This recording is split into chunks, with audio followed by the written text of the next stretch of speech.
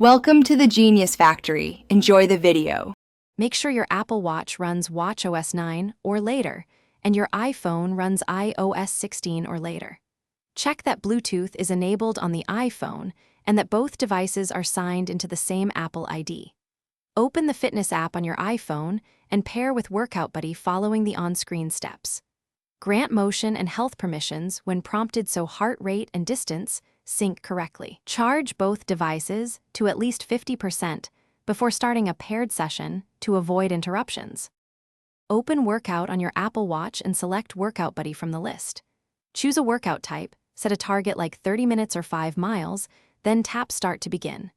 If you exercise with a partner, invite them from the app to sync metrics live and compare pace. Use haptic alerts and shared metrics to stay on pace with your partner in real time. During the session, glance at distance, heart rate, and calorie totals shown on the watch face. Restart both devices if metrics do not sync and verify Bluetooth and Wi-Fi are enabled. If problems persist, open the iPhone Settings app and check privacy permissions for motion and fitness. Update watchOS and iOS when prompted to ensure compatibility with Workout Buddy features and fixes. Save workouts after ending a session so your activity rings and history remain accurate. Aim for a 30.